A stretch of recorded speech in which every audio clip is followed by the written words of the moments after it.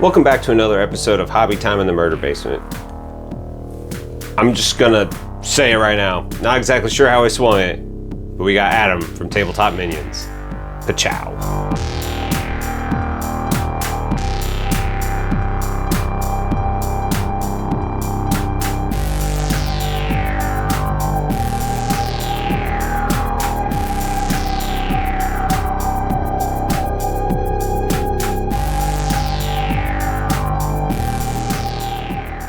Adam, thank you so much for joining me today.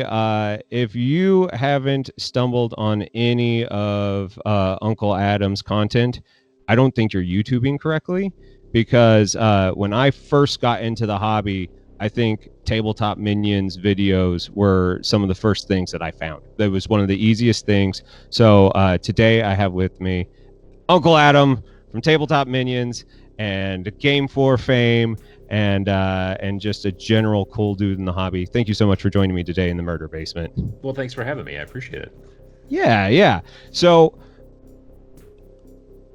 it is so hard to nail down where to start with you, because there is a history here that has to go before 10 years on YouTube.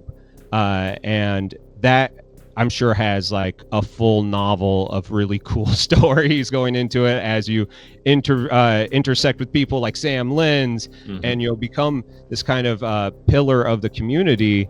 I think probably the easiest place is, how did you get into the wargaming hobby? How did tiny pieces of plastic consume your imagination and help you develop this tiny little empire that you have going today? Sure, yeah. So I first started getting into games that weren't Monopoly and Sorry and stuff like that. In the 5th grade, I got into Dungeons and Dragons a little bit with some friends of mine, and we would play, and it was a lot of fun. Then later on, when I got into college, I got into some other role-playing games like Rollmaster, which was made by Iron Crown Enterprises. It's an older game. A lot of people refer to it as Chartmaster because there's a lot of charts. And we played like a Middle-earth campaign. A good friend of mine ran it as the DM, and I played with some other guys from university. We also played Car Wars a lot. Like on Friday nights, we played Car Wars and really enjoyed that. And then at one point, my friend who was the DM in the Rollmaster thing said, "Hey, have you heard about this game Space Hulk?" And so we had the first edition of Space Hulk, and it was unpainted, and everything, but the tiles and all that stuff, and the Tyranids, the Gene Stealers, and the Terminators, like the really small Terminators back then. And so we would play that, and I really enjoyed it. And just it had like this black and white like instruction manual that it had like just little bits of fluff here and there. Like it would talk about like the Emperor, and it would talk about like the rights of weapon whatever, and all these different little pieces of fluff and things. And I would sit there and as we would be playing, I'd be reading and learning a little bit here and there, just in little small chunks about the Space Marines and all that kind of jazz. And so it was very interesting. And then I just started kind of discovering the models. Like I would be at game stores and I would see blister packs with metal Space Marines and all that kind of stuff, and it was interesting to me, and I started buying some pieces here and there. But I didn't want to get into 40K as a game because I was a college student and just didn't have the means to buy like a big army and all that stuff, which was pretty much necessity. At the time, like they were not easy to do. Like you bought blisters of things. You didn't get these huge like 10 model boxes very often. When I 2nd edition, I think, maybe 3rd. Oh wow, okay. Yeah. Like, I've had some friends who played for a long time, and I'm complaining about the hobby stuff right now and how I have to buy things, and it's so frustrating. Like, dude, you don't even know. This is the golden age. No, absolutely. So I did that, and I would buy pieces here and there and everything and whatnot. And then there weren't a lot of skirmish games back then either. So I was like constantly on the lookout for skirmish games here and there, something where I could play, I didn't like the concept at the time, and I still kind of don't in many situations. One of the reasons I don't play rank and flank style games is because of this, but I did not like the idea of I have to move an entire squad and they all have to stay together. Like, why am I moving this piece as one big piece when I have all these separate pieces? That's why I like skirmish, because this guy can go over here and this guy can go over there and that kind of stuff. Whereas, in normal army games at the time, it was like, especially like fantasy, you were moving big rectangles of units and they had to stay together and everything. So that was another reason I wasn't super interested. And there weren't a lot of skirmish games, unfortunately. But over time, I did start finding some stuff. And then I started teaching myself about painting. I got into using like Minwax, like dips, like that, Yeah. And I did that for a little bit, and I started building terrain and hills and like cutting up foam and doing things like that and getting into it. And I started looking online a lot more. I mean, 2006, 2007, 2008, like YouTube really started to kind of take off a little bit. And sometime around probably 2009-ish or so, I discovered Beasts of War. And so I would watch a lot of their content because I liked their content, because it was not only about stuff I was interested in, but it was also high quality. They did really good work, and their stuff looked different than a lot of other people's stuff. And so I was very interested in that. And then sometime in 2010, they posted a video about how they were building themselves a website, because back then they just used the YouTube channel page as their entire website. And back then, awesome. YouTube's channel pages were very different than they are now. Like, everybody's YouTube channel page looks exactly the same, except you can change that banner across the top. Back then, you could do CSS and change the background. It was kind of like back in the days of MySpace, if any of the viewers remember that, where you could like completely tweak the way your MySpace page looked. That was exactly the same thing that you could do with your channel page for YouTube back then. So they had modified it and done a very good job, and it looked very much like on brand, and that's where all the comments showed up, and it was like great. And then YouTube was like, no, we're going to change all that and make everything kind of, standardized and this and that and the other thing. So they're like, all right, well, I guess we have to make our own website. So being a web designer by trade, I was interested in watching this video and learning more about what they were doing with their website. Plus, in the title, it also mentioned Gen Con, which is a convention that I've been going to with my friend and introduced me to Space Hulk since like 1992. It was still in Milwaukee. Oh, wow. Yeah. Wow. So I'd been going to that convention nearly every year. I might have missed a couple at that point. But maybe not. Maybe one I missed at that point. But anyway, so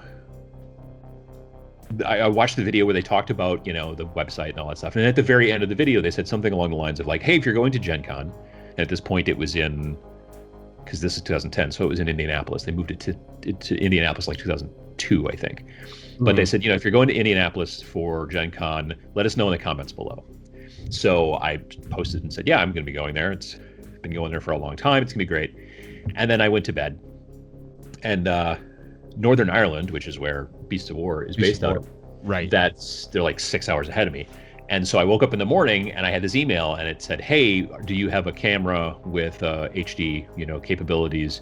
Do you have a microphone? Would you be interested in interviewing people and all that kind of stuff?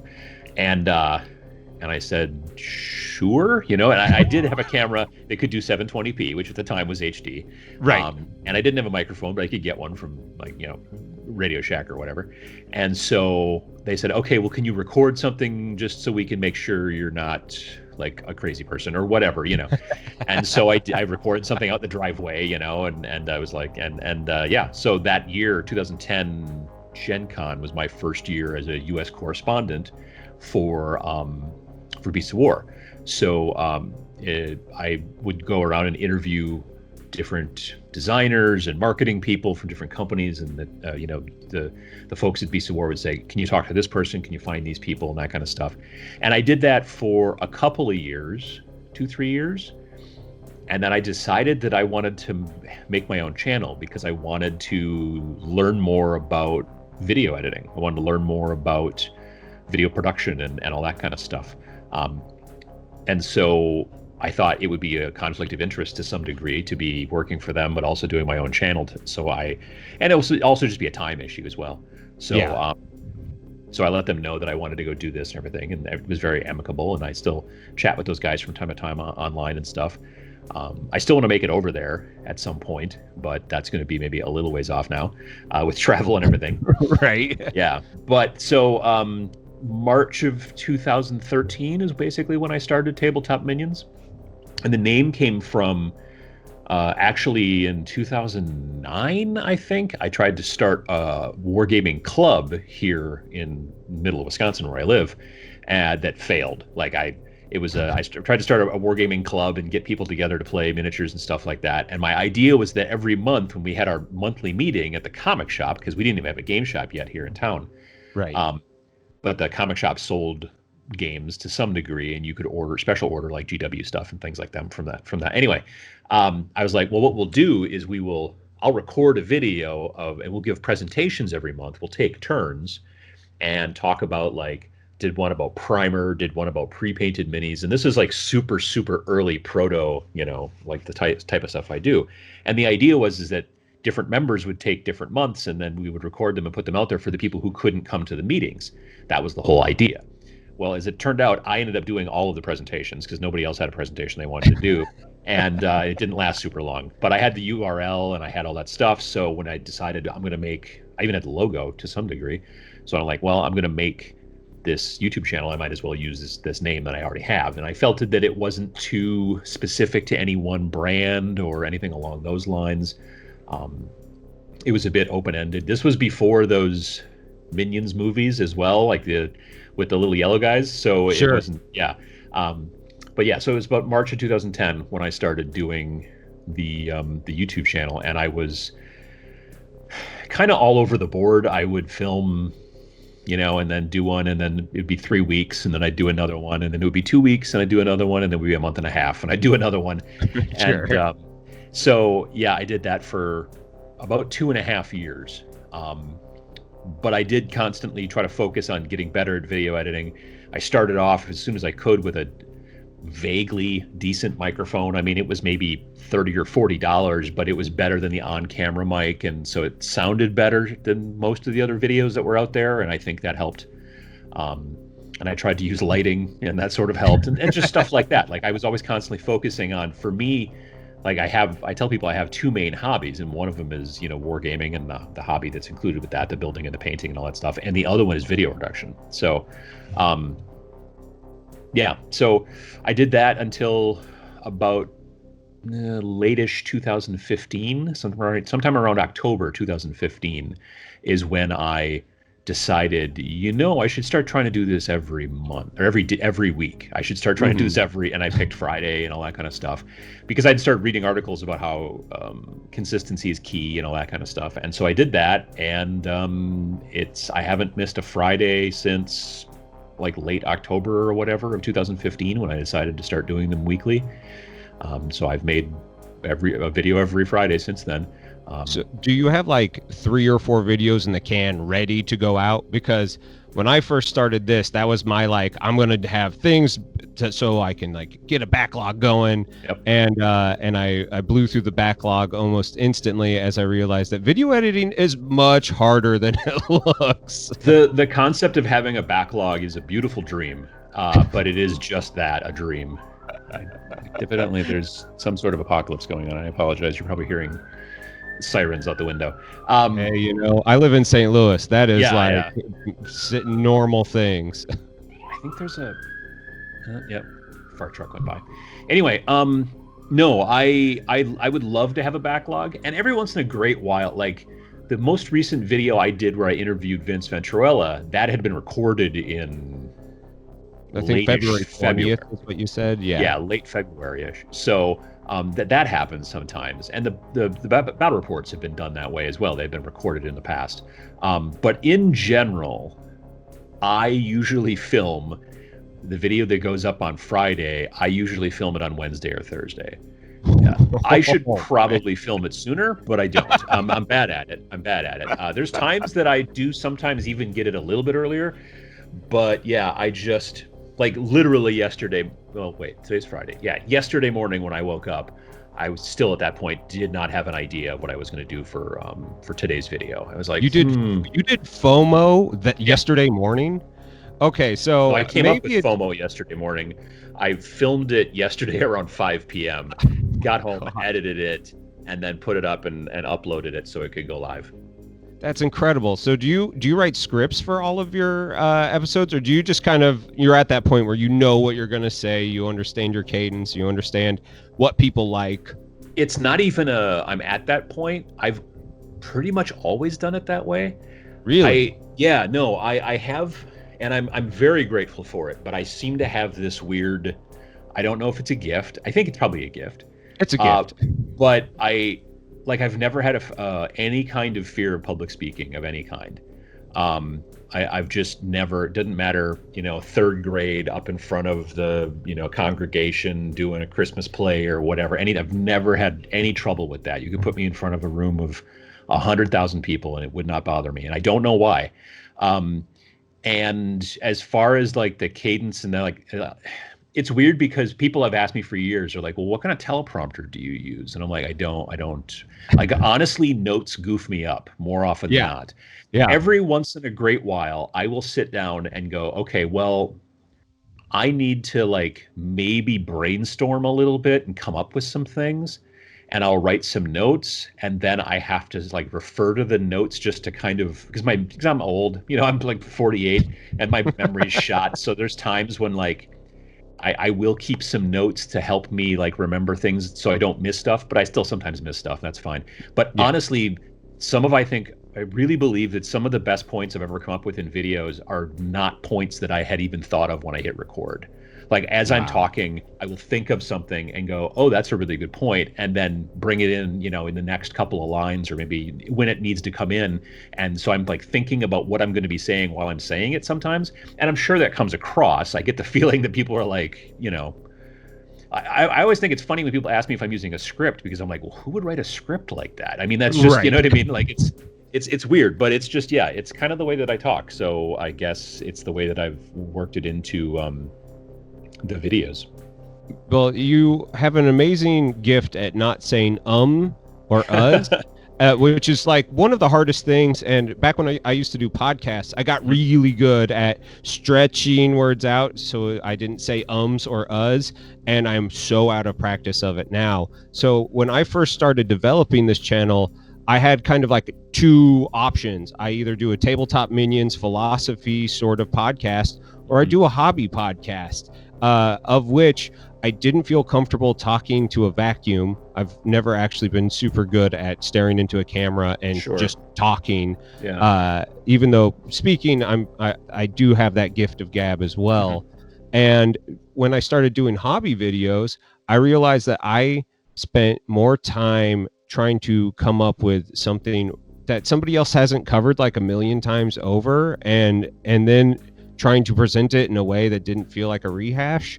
And so I just spent a lot of time just spinning the wheels. And it wasn't until I found this interview thing that I feel like I've kind of landed on my own 2 feet, because nobody's doing this aspect except for maybe Vince. And Vince is very hyper focused on the actual artwork that these which is cool. And I like talking to everybody. I like talking to people in the industry, industry adjacent. I think that it's really exciting to meet everybody. I think that interviews are really, I think it's a good road to go down because there's so many different people to talk to anyway. And I've been trying to kind of come up with that. I mean, I've, like I said, I've done some interviews with people in person. I've, talked with Sam a couple of times. We talked about brushes one time and paints one time. I recently talked with Vince. I did an interview with my friend John Caspian, who is a marketing guy who works for one of the biggest gaming stores in the country, Gigabytes Cafe down near Atlanta. But I did not publish that one. I was going to publish it maybe about a month ago, but I didn't publish it because it was after the lockdown. We filmed before the lockdown, but the whole content of the video was about building community and all that kind of stuff. And I'm like, now is not the time, unfortunately, for me to publish this. So I didn't. Yeah. But, and the problem is interviewing in person like that is difficult just because it's difficult to get people together. But I am kicking around the idea of trying to maybe do a little bit more interviewee type stuff, potentially maybe more with my live streams. That kind of thing. Like I could see. I'm just trying to figure out the technology at this point to be able to like have a conversation with somebody on the live stream and have a guest, basically. You know what I mean? On some of the live streams. So I want to see about doing that, but because it's a great well to be able to go back to, because you can always talk to somebody new and find different perspectives. You mentioned though with the hobby thing and how you don't want to make hobby videos that somebody else has already made. I honestly don't know if that's. I think that everybody always has a different perspective. Like if you were going to make a video about Zenithal priming, like everybody's got a different perspective to it, and so it's helpful that way. Secondly, I think also you can get to a point where you have viewers who maybe don't watch other videos, and by you know what I mean? Like I was in Canada back in June last year at the Mini Wargaming Bunker big grand opening thing. Right. I watched those videos. That was crazy. Yeah, it was crazy. It was super cool. But as I was there, I was staying on the premises because they have these kind of almost like little hotel room type things upstairs, but they're all themed. I was in. They're amazing. Yeah, I was in the Orc one. It was very cool. But the thing that was interesting was that they have like TVs, like smart TVs in each of the rooms. And then so I was just sitting there one night and I'm like, oh, I'm going to watch some YouTube. So I wasn't logged in. And when I went to YouTube and then with my thumbs, on the controller typed in Wargaming, I saw videos that I hadn't seen before by people I'd never heard of before because I wasn't logged into my account. So it's interesting the way that YouTube works, because you can have people who are interested in the exact same thing you are and channels that parallel that you just never, the algorithm just never throws at you. Yeah, and so the concept of like doing a hobby, well, like, oh, this other person did, this particular subject before. I don't think that should stop you, honestly, for other people who are out there thinking about making content. I think that everyone should try making content, honestly. I think that my problem comes to the same problem with me musically. And when it comes to creative endeavors, I often ask myself, I was doing live music up till a couple of years ago, really until I really got I quit drinking and I started doing the hobby kind of like full time. Sure. And that turned out to be something that was super important for me, and was something that I had to start asking myself really hard questions about the content I was creating, because I could keep on making songs and singing about how I'm upset about something or feeling, but at the time we were also going through kind of the full on cancel culture, and I had to ask myself, is my voice important enough to fill up a void where somebody else might have something more important to say? Because at the end of the day, I didn't know whether or not what I had to say was important anymore. And so I made like a really conscious decision to walk away from that. And that followed me into the hobby. Like all my friends were like, yeah, he's doing Warhammer. I was like, I'm doing Kingdom Death. Hold on now. I am not doing what you're doing, because I have that stupid punk rock, anti-disestablishmentarianism sort of mentality. And now I'm like so freaking vanilla. And I just gotta love it all, and I embrace it all. But I still have to. I want to be able to be an individual in a sea of really amazing content creators, and I think just being an extrovert for me lends to this sort of interview. So it's that's kind of how I came about it. Yeah, I mean, I think that comparing yourself to others, and I've made videos about this, but comparing yourself to others is difficult. So when you say, well, is my voice as important as other people's voices? To many people, it probably is. You know what I mean? Like if you've got people who are paying attention to you, they probably like you for, whatever you're putting out, specifically because maybe it's something they can't find in the regular mainstream or whatever the deal is. So, I mean, not everybody gets to be a huge giant star, like I don't know, Taylor Swift is for some reason coming into my head. I don't know why. Swift is popular, man. Oh, she is, and I don't really know a ton about her, but I know that the fact that I know about her is surprising. So she must be pretty big. But you know what I mean? There's plenty of people out there who are also still able to produce stuff that other people enjoy, and you can kind of touch people, and with your content and stuff like that I think is absolutely. super helpful. So yeah, no, I wouldn't take it that way myself, to be like, well, I don't want to do this because other people do it, but I can see definitely wanting to do it your own way to stay true to yourself, and it may be different than other people do it, and then you just don't take that into consideration. I'm a big fan of doing the things your own way. And, because people tell you all the time, you're not supposed to prime that way. Oh, you shouldn't dry brush like that. But if it works for you and you enjoy it, even if it takes twice as long, the process is the process. And you know, if you're happy with the results, that's what's important. I'm always surprised at the backseat hobbying that happens, and I have totally been guilty of doing it, and I feel so bad. Like, as soon as I started getting like a little confident, I was realizing that I was like spending a lot of time on Facebook talking to people, and I was like, ooh, I come off like a dick sometimes. Like, I need to tone this down. I think that unsolicited advice is something that we need less of, which admittedly I just gave some advice unsolicited, but like that's, you know what I mean? It's there's a lot of people, like, if you put a thing out there on a Facebook group and say, hey, constructive criticism, please, or something like that, that's a different story. You're asking people to tell you what you're doing right, what you're doing wrong, or whatever. I think there's still always ways to be able to be positive with it. Even if you see someone who's just beginning, you can say, hey, I really like what you did here, or hey, you might want to look at trying to thin your paints. You see that one a lot online, and that's fine. There's nothing wrong with that. It's when you put out a thing and say, hey, I just finished this. I'm really happy with this. And then someone's like, oh, you did this wrong. You did this wrong. You did this wrong. I didn't ask for that. I didn't ask you to tell me what's wrong. So yeah, if I asked what's wrong, then definitely let me know. If I just said, hey, take a look, and didn't say, what do you think even, then there's plenty of people out there who will tell you what you did wrong, whether they're even right or not. And so, yeah, like, less of that. I just find myself, as I'm getting older, I just am interested in commenting less on everything to some degree. You know what I mean? Like, if I'm mainly talking online, but there's times when you're like, oh, I could say something here, or I could just go on my way. You know what I mean? And just do other things with my life right now. I don't need to be right. I don't need to be, the Lone Ranger that tells you, the way it is. Okay, cool. I'm going to just go over there now. And I think that I wish that more people did that. I wish my mom did that. So that'd be great. Yeah.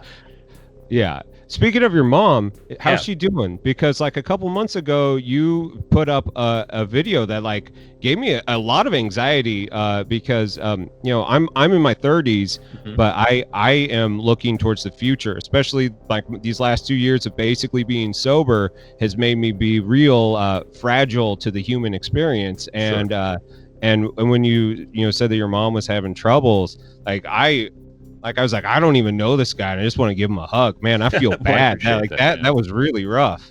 Yeah, it was a situation of she'd fallen coming into her apartment, like a condo thing, and she fell on her way in and like twisted her knee really super bad, to the point where she had given herself a fracture.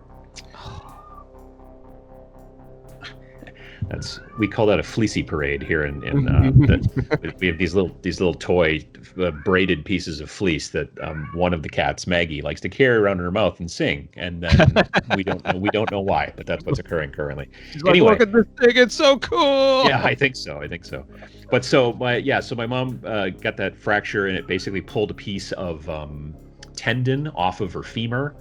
And it was a whole thing and whatnot, and it fractured the femur by pulling it. Like, it's not that the tendon became unattached from the femur, it's that it pulled a chunk of femur with it, I guess. So anyway, so she was laid up for quite some time and in a couple different like care facilities and stuff like that. But she's been back home since mid-January, I think.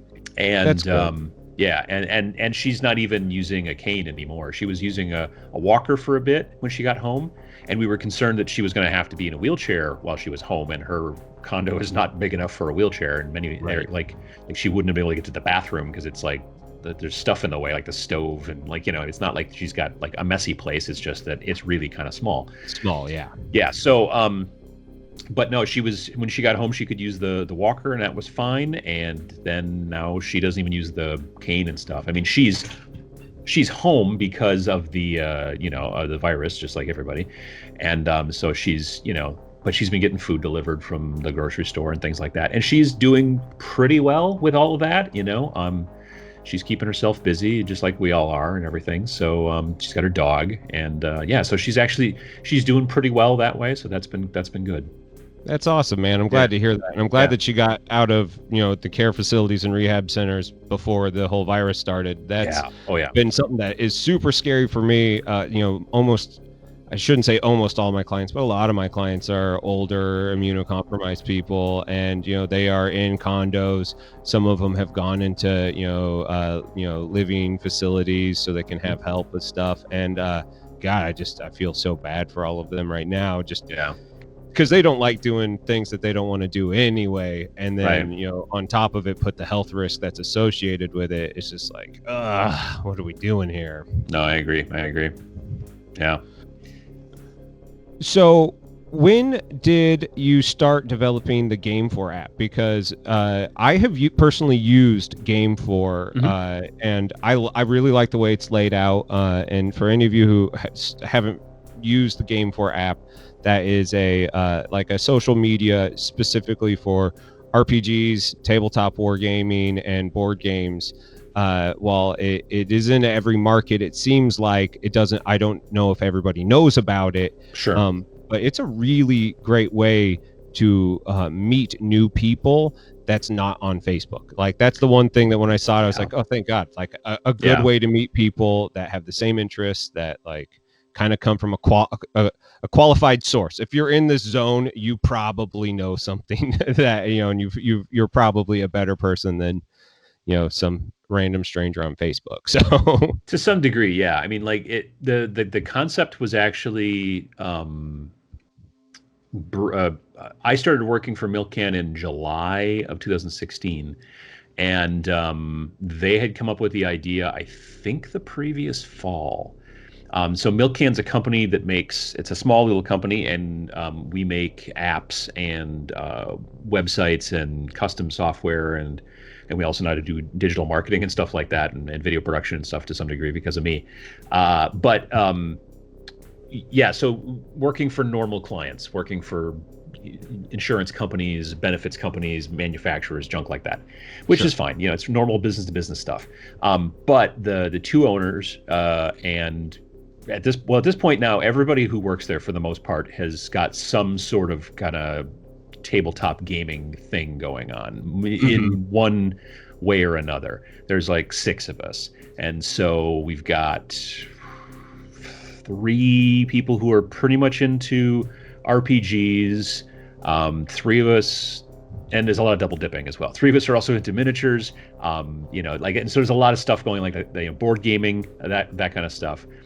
Nearly everybody there has played at some point, probably Magic at some point in the last 20 years, including myself. I had played it in the past. Sure.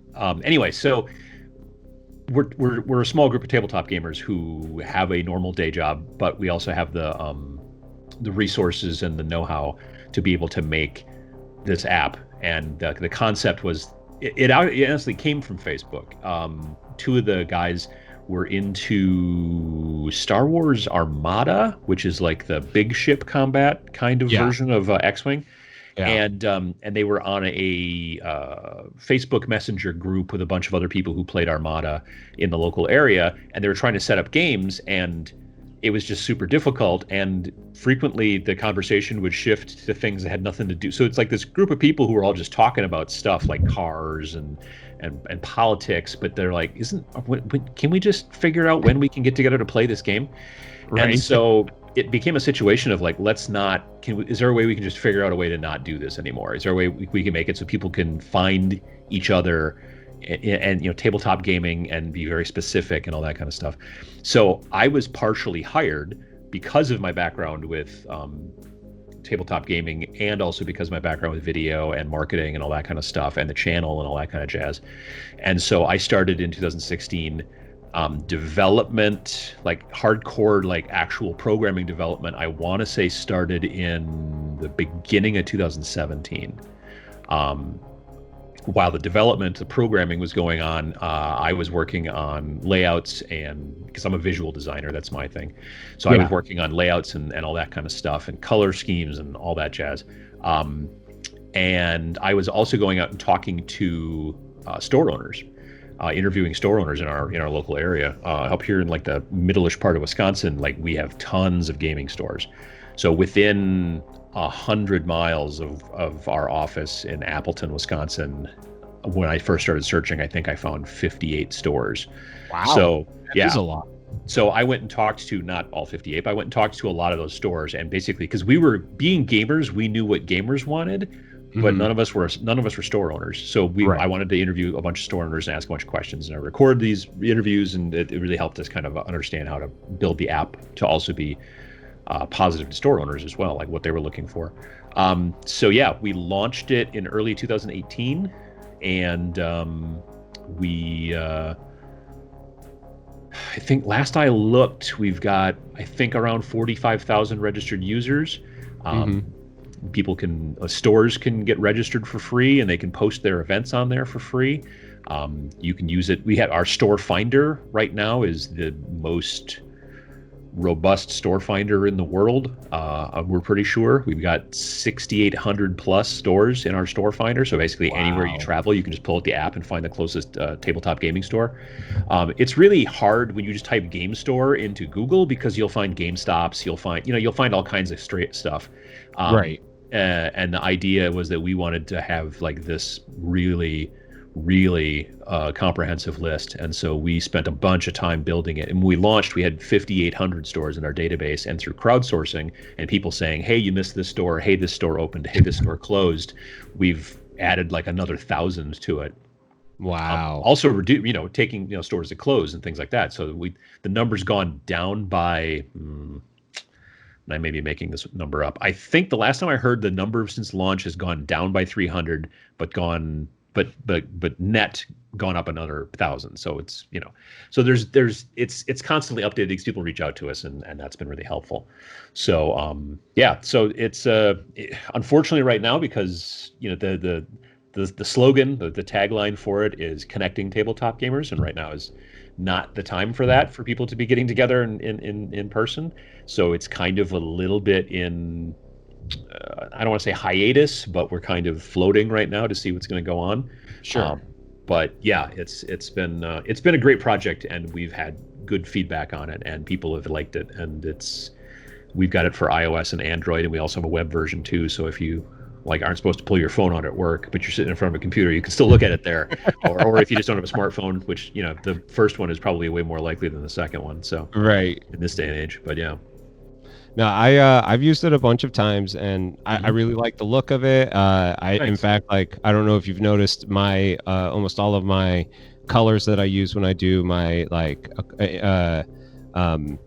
conversation podcast thumbnails. I always put the titles in basically the same colors that you guys use for or it's just really calm and soothing, and I just realized that as we were talking, it's oh my god, I've been co-opting your guys' style for so long. I didn't even realize. It's just it feels so professional and so easy to use. When I first heard of it, I was there's no way it's going to be that easy. There's no way it's going to be that good. And I've struggled to get my friends to use it. I'm seriously, let's use this. Let's use Discord and this. How about that? Let's move away from the garbage. Discord and this, and that works. And nobody seems to really be following me yet. That will change eventually. Yeah. Everybody comes around. The hardest part, honestly, is that so many people are so stuck on Facebook. Every single time there's an article about how Facebook is giving away your information, how they've got there's whatever. Every time there's an article about how Facebook is hot garbage, which it is, it's just another one of those things that makes us smile in the office. A number of years as well, last year at some point, some magazine that we get at the office, it might be Wired, but I don't remember, had this front cover illustration of Mark Zuckerberg. And it was right around the time of that whole Senate thing and all that kind of stuff, where he went up on the Senate, and answered a bunch of questions and looked like a demented android the entire time. And anyway, somebody had taken, like, this company, it was, like I said, it was either Wired or somebody had made the cover, and it was just very simple, and it was just this illustration of Mark Zuckerberg, like a portrait, but he looked like he'd gotten just the crap kicked out of him. Like he had a big black eye, and you know, all this stuff and bruises. I think I saw that, yeah. And we've been holding on to that, and we keep wanting to take it and like put it in a frame somewhere, you know, just to kind of remind us, like obviously, like, they don't see us as competition, and that's fine, and we're fine with that. We don't, right? But we do know that the more people that we can get invested in it, because I have people all the time. I've got this Facebook group on Facebook. That's where Facebook groups generally go. Right. The Tabletop Minions Paint Showcase Club that I started back in 2015, I think, and it's troublesome. It's a place that I just like. I want people to share work in progress, finished stuff, ask questions about miniature hobby, painting, stuff like that. Yeah. That's it. And it's just constantly filled with other garbage that I constantly have to clean out of there and all this kind of stuff. And I've had people reach out to me and say, I really want to join the club and post pictures, but can you make it completely private so none of my friends will see that I paint miniatures, or my family won't ask questions, you know? And so that's so sad. That breaks my heart. Oh, it is. And but I understand, but it is sad. But it's also part of Facebook. Like, you should be able to go in and say, when I post this, only these people should be able to see it. And maybe you can, but they make it so difficult because they want everyone to share everything always, you know? And so it's just, I don't know. So that's why we wanted to make something that was also something that you, like, we don't want you to spend all day on Game 4. We want you to pull it out when you are traveling someplace new and you want to find the closest game store. We want you to pull it out and find out what's going on Saturday. What kind of game can I get into? I want you to be able to check with your group, your gaming group, or your gaming club, because there's groups and club support in there, so people can communicate back and forth that way. Like, we've had some people reach out and go, hey, can I share pictures? Can I share memes? And we're like, we kind of don't want to go that direction. Yeah.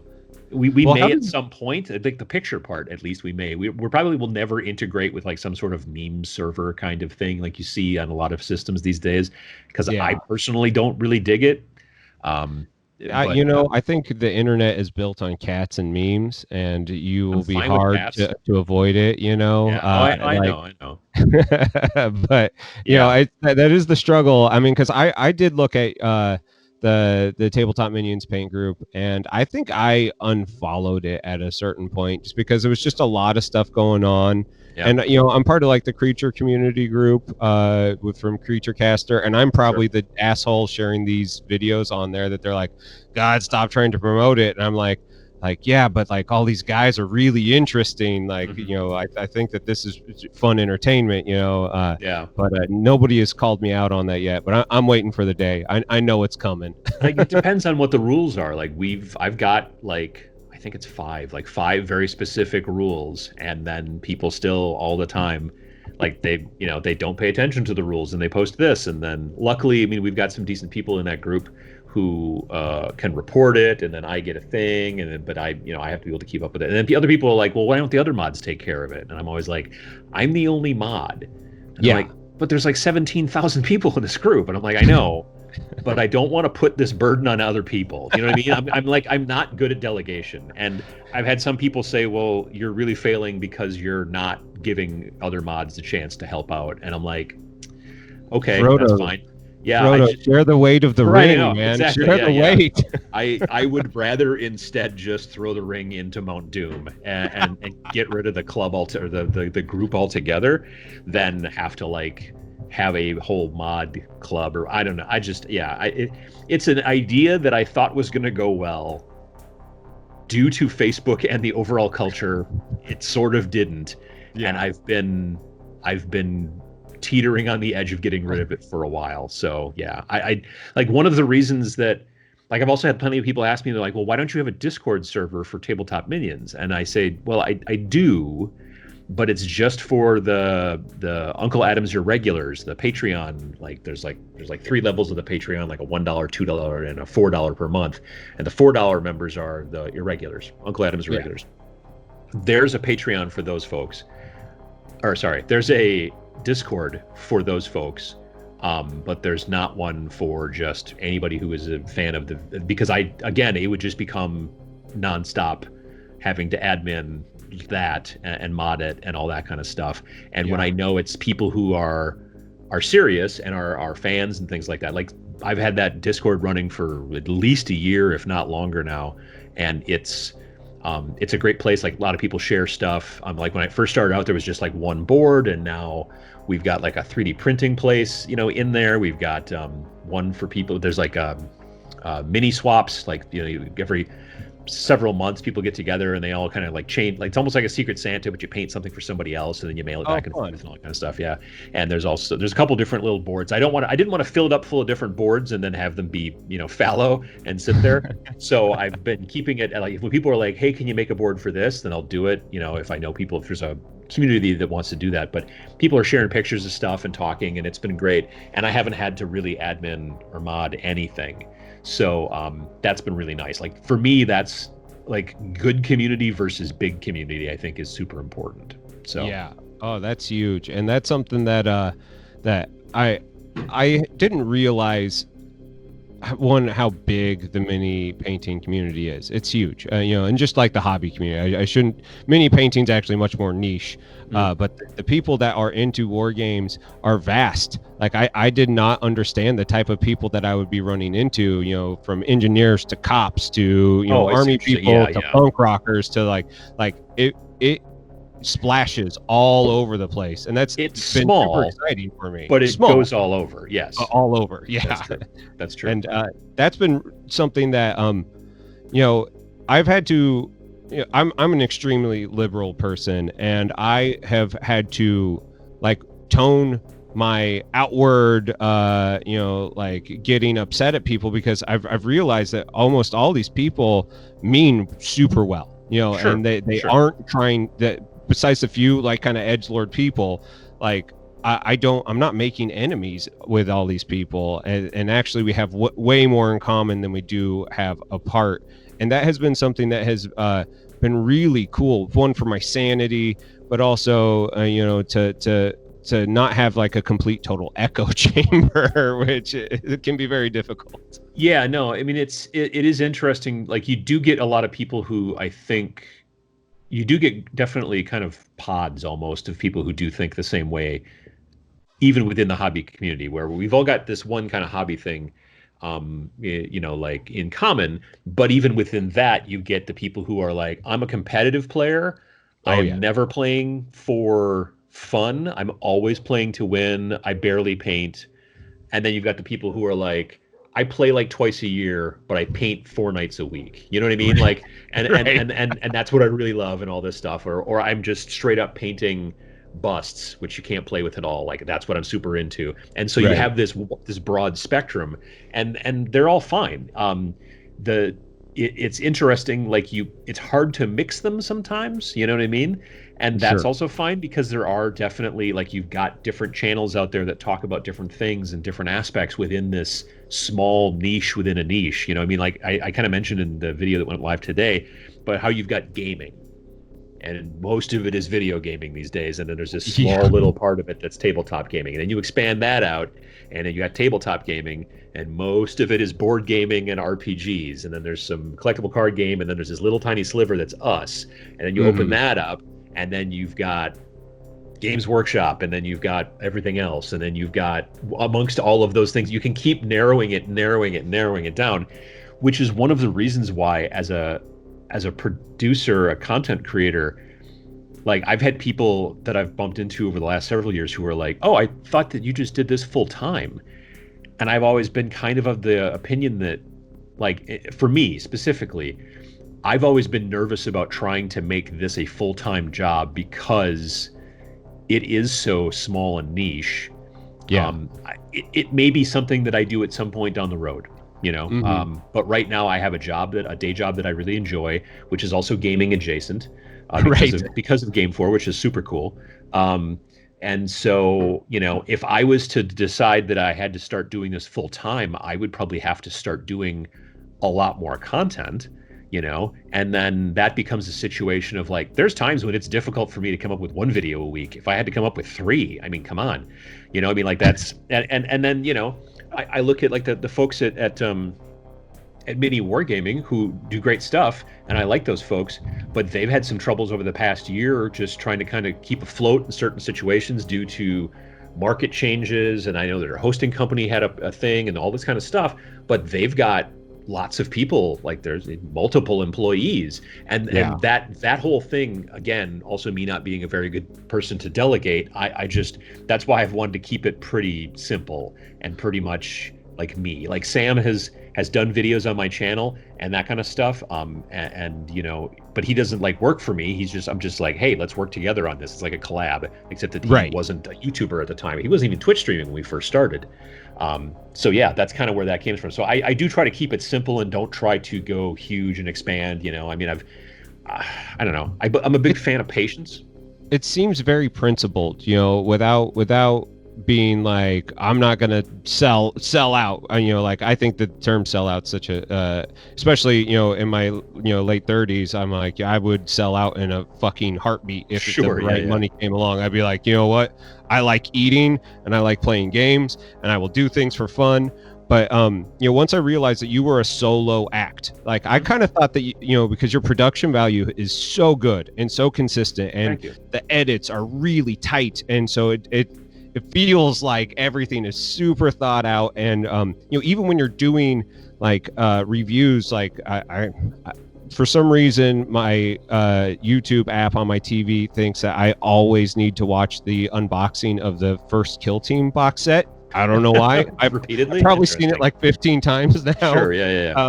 And even stuff like that, you are it just feels like you are so comfortable in your skin behind the camera. I mean, it's really inspiring, and that's something that I strive to have, that level of confidence, because I don't think that if you were doing reviews every week, well, I think people would be there. I think you've got the personality and the cadence and everything, and I don't think it would cheapen it for me. Like, I see you as being like, this is what I like to do. This is like, and you've said it multiple times, this is my hobby. This is not my like future goal.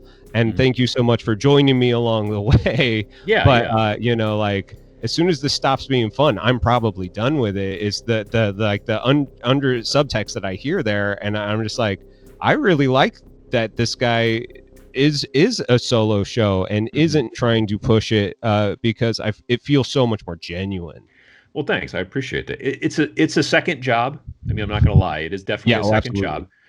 You know, and but I've taken like all of the money that I've made in the last several years and just thrown it back into equipment, lighting. You know, try and stop me. Because I'm thinking about starting to do a little bit of streaming. I'm kicking around the idea. Like, I've thought about a little bit of, maybe I start doing some Twitch. I don't know. We'll see. You know, just because partially it's because we're all kind of sitting at home a lot. And I'm like, well, I don't know. I'll give it a try. So I bought like a new microphone and a shock mount and an arm and an interface and all that kind of stuff. And it's a bit of a problem. But, you know, that's part of what having the ability and having people who help support the channel.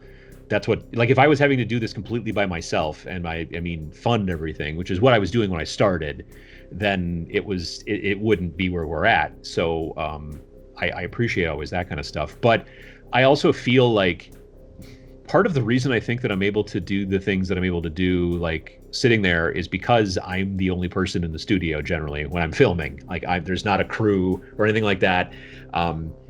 The fact that I can film a video on Thursday night and get it up Friday morning is also because I'm doing the editing. Like, I would not, you can't expect an editor to sit around on their thumbs until I finally get my video together and then hand it off to him and go, quick, edit this up in the next 2.5 hours, will you? Right. I mean, that's not a thing, you know.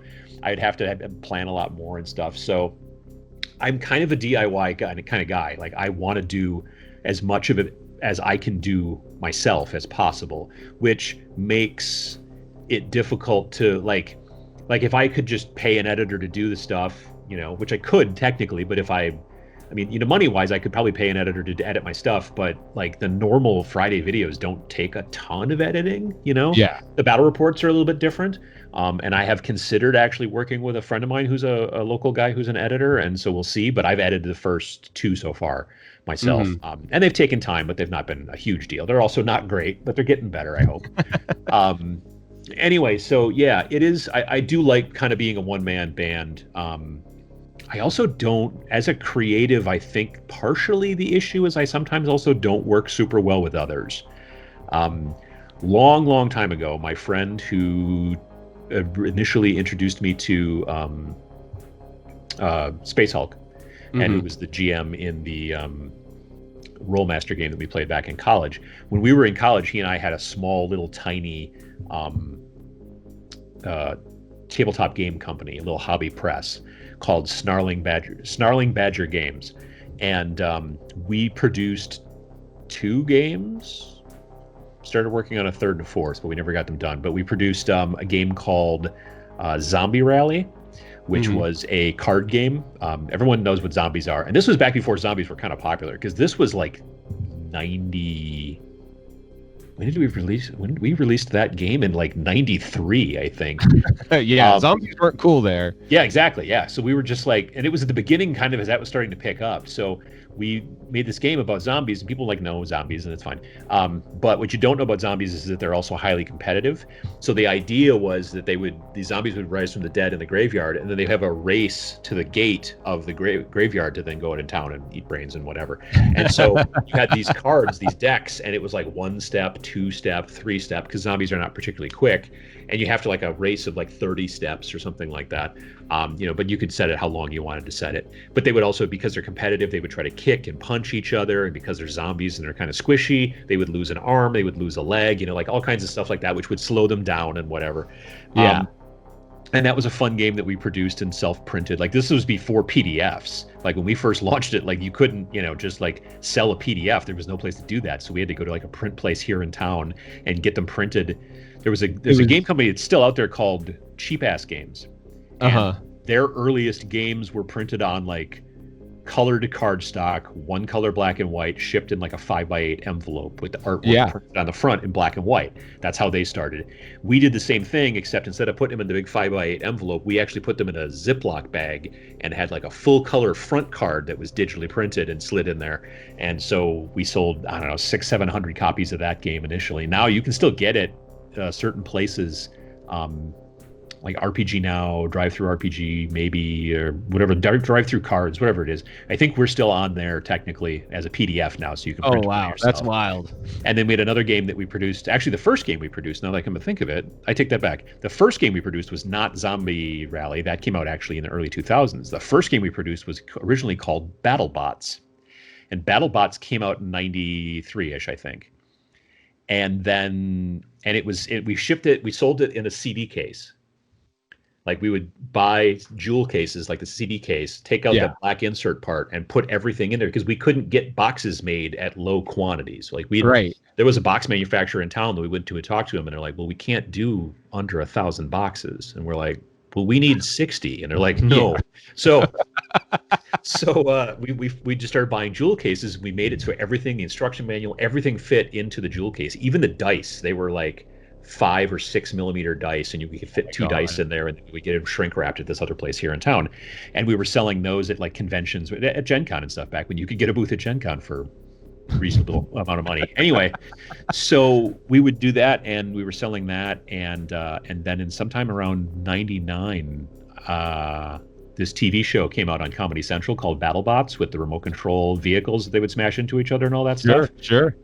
And I had friends who were like, oh, you should sue them, because that's your name. That was your game, right? And we're like, yeah. And at this point, we had stopped selling it. We had like 60 or 70 copies laying around, like in my friend Peter's closet, but we'd stopped selling it. But we weren't going to sue them, Right. And then in 2001, we got a letter from their lawyers saying, hey, you have to cease and desist because you're using our name.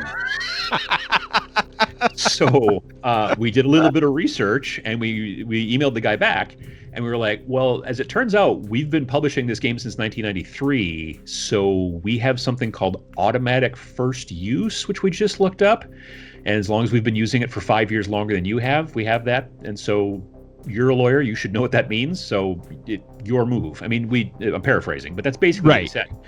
And so then they came back and they were like, well, what can we do here? So because they had not done their research to realize that we had published this game that long ago. They thought that we had published it after the TV show came out. Yeah. And they were about to do a deal with Hasbro and make games that you would see at Target and stuff like that. They were based off of BattleBots.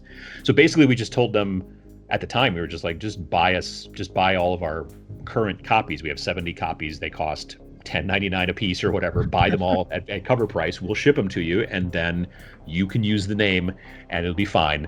But we still get the copyright on the rules that we wrote, which we then changed to a game called Metal Crushers, which also you can still, I think, get technically on PDF through those places. Metal Crushers with a K, like the crush part.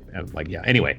It's edgier, yeah. It is, definitely. Well, it was also a situation we didn't want somebody else to accidentally make the same game with the same name. You know what I mean? Right. Like BattleBots at the time, I was like, because I even spelled it that way with a battle and then no space and then bots with a capital B on the second B. And I'm like, oh, that'll be. And then they did exactly the same thing without knowing that that's what we had done. And then they discovered it, which is why they thought we'd copied them. Right. Because they did like a cursory internet search. And so we were like, no. So I wanted to make sure it was a name that probably wouldn't end up being like, also accidentally taken and then having to get into a whole thing. Yeah. But yeah, so that we never printed. We only by that point, we were just interested in putting out PDF stuff. So yeah, I've got that background in that. But during that time when Peter and I would be working together, this is how I'm tying it all back together again, it was difficult for us to like write at the same time. It was difficult. Like if I would be sitting there typing, he'd be over my shoulder and be like, I think that word should be this word. And I'd be like, no, I don't know if it should. I think, and and same thing. If he was typing, I'd be over his shoulder and be like, I think you should. And he'd be, I'm sometimes envious of people who can like create things together. I don't seem to be that person. And so that's same. Yeah, same. And that's why I generally am staying for the most part as a one-man band as far as this is concerned. So yeah, that's the whole story there of why I basically create stuff by myself for the most part. I would like to be able to maybe work together with folks on stuff, and I'm not against collaboration. Like I'm not against that. Like obviously, sure. Like with Sam, it's been working out great. But yeah, it's I don't know, it's interesting. Yeah, it's always hard doing the thought gymnastics to figure these things out because I don't read you as the type of person that just like, well, and today I'm doing something completely different. Like you've thought about this for a long time, and this kind of ties in, and it's also a little bit of a stretch. One thing I wanted to ask you about is that like, knowing that you make everything up on the spot now, which just like blows my mind. You do this thing that is magical and wonderful, and I think you just instinctively did it. Mm-hmm. But you always point up into the corner and you say Pa-Chow. Sure. And somehow you have this encyclopedic knowledge on what you've done, can go back, put a link to the video and manage to keep all that straight when I'm like struggling to remember what I did earlier today.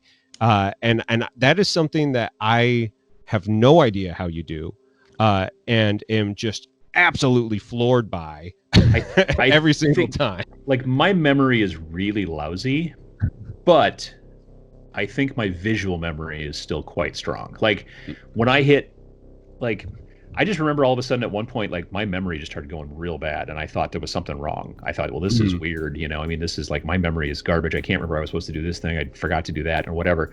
And I even mentioned it to my mom, and I said, I think there's something wrong. I like, my memory is just lousy, and it's just changed recently. And she's like, and this is several years back, and she's like, you're over 40 now. And I'm like, yeah. And she's like, that's kind of generally what happens, when comedians talk about how like, well, they hit 40 and now they can't remember anything anymore. And I'm like, yeah. It's like, that's not just comedy, that's a real thing, that's what happens. So that's part of it. But I've always had a very strong visual memory. So I think that honestly, it's part of me editing the video and working on the thumbnails is what helps drill into my head whether I've made a video about something or not. So there's times, I mean, because I don't plan, yeah, like I said, I'll be talking about something and then all of a sudden I'll get like this tickle in my brain to be like, well, that kind of is related to that video I made about this like 4 years ago or something like that. And then I'll talk about it and say blah, blah, blah, and then do the Pa-Chow. And then I go back in the editing and I go look it up. Like there's been a couple of times when the video I'm talking about is not as dead on exactly the point that I was trying to make as possible, but it's been related sort of. But usually I'm kind of right on that. Yeah, I don't know. I have a tendency to remember usually like, well, because I got off on that tangent about the game creation and stuff like that, but it was all based off of talking about how I have kind of a hard time working in a creative endeavor with another person. Yeah. So I kind of, but I brought it back, and I do that a lot in videos. Sam just mentioned that recently. Like, so you'll start talking about something and you're like, I don't know where the heck he's going with that, and then all of a sudden you bring it back and you're like, oh, Right. Okay, cool. And so I seem to have that brain science figured out relatively well, at least, or something, or it's just inborn. So that I've got, and like I said, a bit of a visual memory. But yeah, otherwise it is kind of just something I sort of, I mean, I think that it's content creation is a muscle to some degree. So there's that, and I've been doing it enough. Like I think I'm including live shows. I think, well, actually, I don't know. I swear to God, YouTube just told me recently I've got 480 videos, but I don't know if it's counting the recordings of the live shows, since I do 26 of those a year, roughly. Yeah.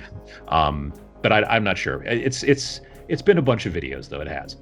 Yeah, I looked it up last night just out of like morbid curiosity. I was like, how many videos has he done? And like, what am I going to ask him about the process? And literally the only thing I could think of asking is like how your script is going and how you Pa-Chow every video. And it feels like totally like fluid. You aren't forcing it. You aren't doing any of that. And of course, yeah, you're right. The creative muscle is something that if you aren't doing it, it's harder to do. But Yeah. I am really impressed at how you manage to do it, and you kind of tie your own lore back into itself. The Every Other Sunday show, while I don't watch it every other Sunday, if I got nothing going on, I will turn that on, and I find that just fascinating, because anytime that I get a glimpse into any of our creators' lives, just even a little bit, it makes this whole thing that we do feel more real. And especially now that we're having to isolate because of the coronavirus, Yeah. like, I find these things to be so much more important. And I really want to thank you for everything that you've done over the time, because I think that your cadence and your personality makes this a better place. It makes it a less hostile hobby. And I am always happy to send people your way, because you have so much good information, and you'll bet on the underdog, when you're using like apps for board games and things like that, which may not always like pay off, but you are really passionate about those things, where other people, they'll just talk about them and they'll move on. They'll never think of them again. You keep all that stuff really close to the chest, and you can tell every time you talk about a subject how you aren't just making content to make content. It's something that you actually believe in, and that is it's wild. It's really, really special, and it's something that I hope that someday people will look at me in a similar sort of zone, because yeah, it just is. It's so cool to see your sort of development over the years, and yeah, just thank you so much for everything that you do. Well, I appreciate it. I do. I think that it's the reason that I push on the hobby itself is because I think that people need. I honestly believe there's not enough people out there there's not enough people out there.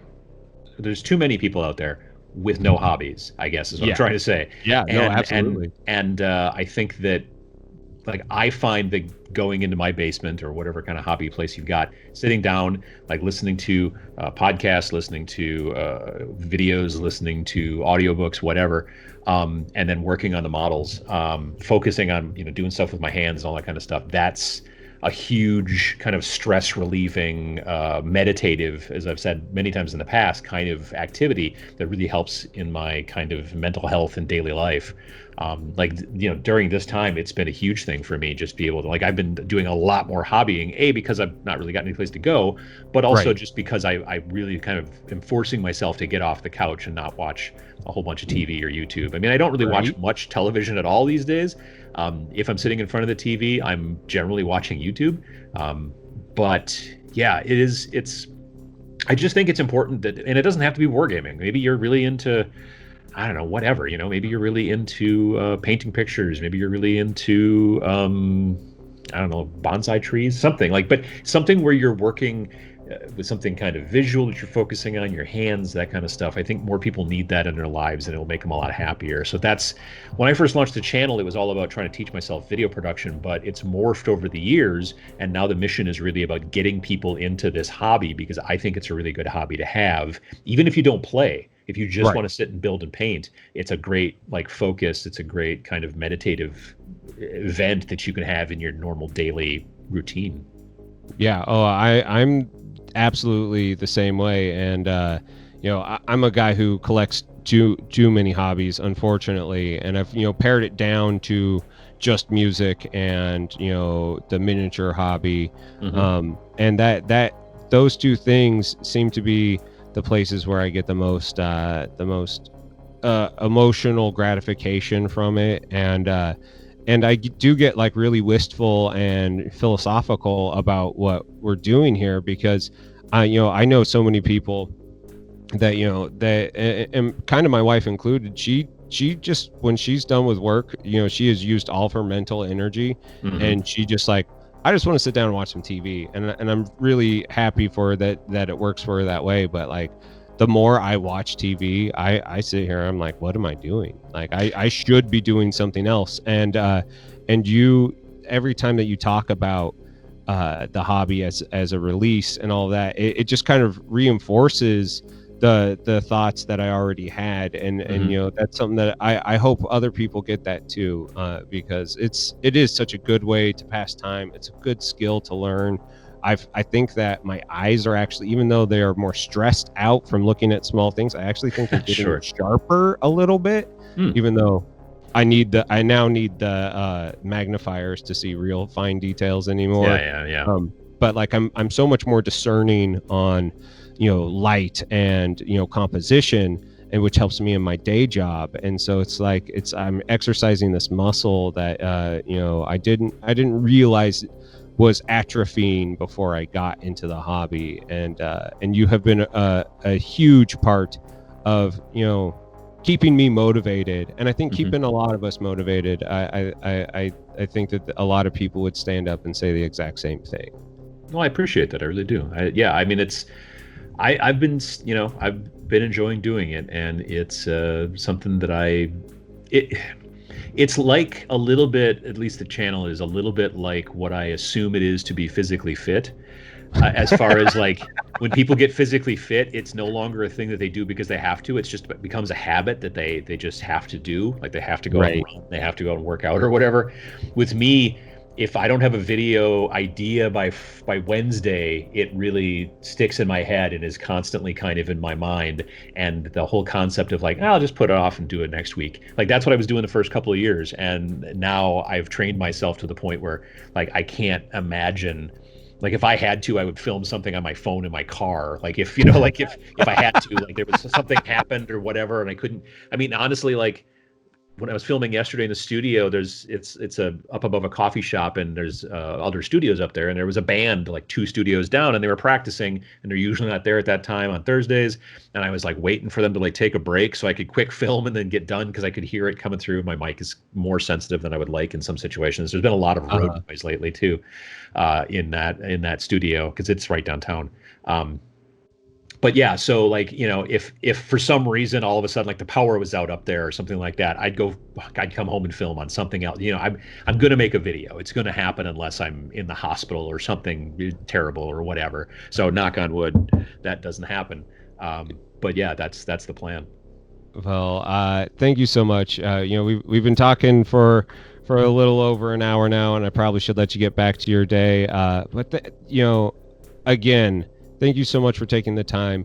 Thank you so much for everything that you do for the hobby. I think that it is important to have people like you, as makes everybody feel a little bit more valid and a little bit more calm about what we're doing, instead of the stress of hiding it.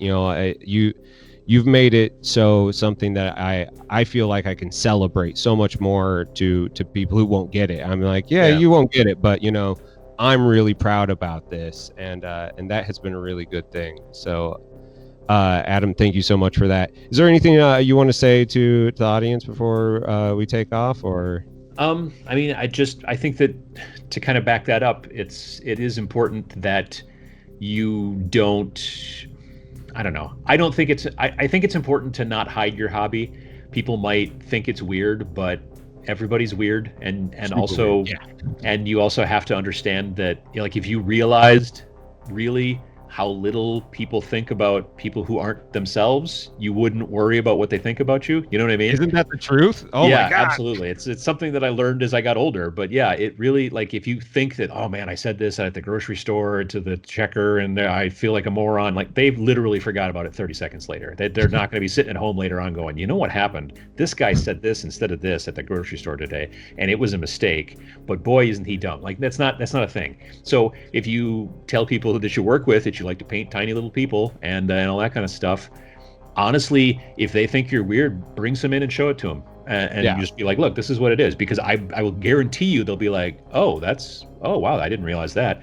And and then find out what their hobbies are, and if their hobby is basically just watching TV all the time and not doing anything else, and then well, okay, well, you might want to think about something else. So anyway, yeah. Well, I think that you have done a really great job to help people analyze their hobby, and make sure that they're being healthy with it. You obviously also don't come at it from the super obsessive point of view either, even though so many of us are obsessed about this plastic. And if we all really were honest about the hobby and maybe the harm that it does on the back end, I think that we could probably have whole episodes and courses over plastic crack and why we do it. But I think you have managed to tap into what makes it so good. Mm-hmm. And just thank you so much for it, and thank you for sitting down with me today. And I hopefully we can find some way to make your Facebook group a little less toxic. It's been okay, but I think it's more Facebook than the people to some degree. Oh yeah, it's totally the thing. But groups, they're so tough. Yeah. Well, Adam, thank you so much. I will catch up with you later. And have a nice rest of your day. Absolutely. Thank you for watching another episode of Hobby Time in the Murder Basement. I so appreciate your support. If you could go ahead and give this video a like, subscribe to my channel, share it with your friends, leave a comment, literally do anything that you can to help get this channel a little bit more traction. I'd really, really appreciate it. I hate when channels ask every single episode for this. It becomes mundane and monotonous. So I figured I'd just record one of these. That way you only have to hear me do this once, just at the end of every one of my videos. I really appreciate it. Thanks for joining me today, and I'll see you in the next video.